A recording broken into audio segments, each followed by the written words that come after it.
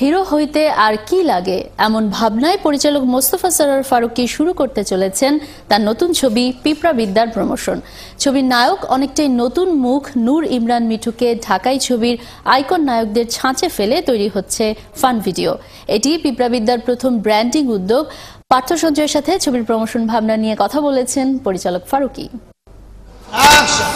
Minimum 6 pack লাগবে, 8 pack হলে ভালো, 10 প্যাক হলে আরো।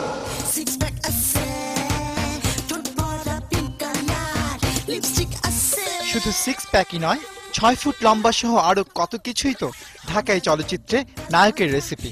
অথচ পিঁপড়া বিদ্যার নায়ক নূর ইমরান মিঠুর নেই তার কোনোটি। হিরো হইতে আর কি লাগে, হিরো হইতে আর কি লাগে।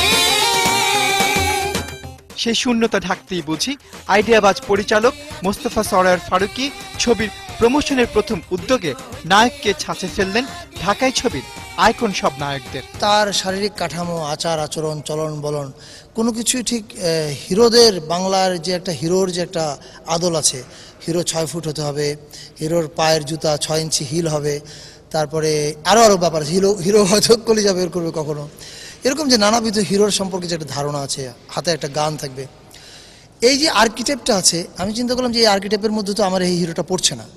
তো এই হিরো হইতে আর কি লাগে, এই গানটার উপর আমরা একটা মিউজিক ভিডিও বানাচ্ছি, যে মিউজিক ভিডিওটা একই সঙ্গে একটা ফান স্যাটারিক ভিডিও, আবার একই সাথে আমাদের হিরোর ইন্ট্রোডাক্টরি ভিডিও হিসেবে কাজ করবে। হিরো হইতে আর কি লাগে ছবির জন্য গানটি তৈরি করেছে ব্যান্ড দল চিরকুট। অক্টোবরের শেষ সপ্তাহে ছবিটির মুক্তি নিয়ে ভিন্ন ভাবনায় বেশ বড় ধরনের ক্যাম্পেইনেই যাচ্ছেন পরিচালক। চিরকুট যে গান গেয়েছে ছবির জন্য দুইটা, একটা হচ্ছে ধনী হইতে আর কি লাগে, আর একটা হচ্ছে লেজে রাখা পা।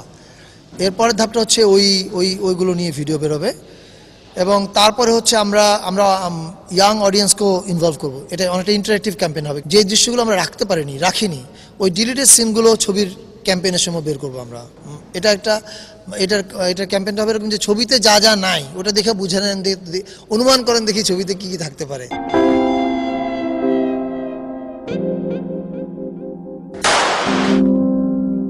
পিঁপড়া বিদ্যার প্রিমিয়ার হয়েছিল দুবাই চলচ্চিত্র উৎসবে।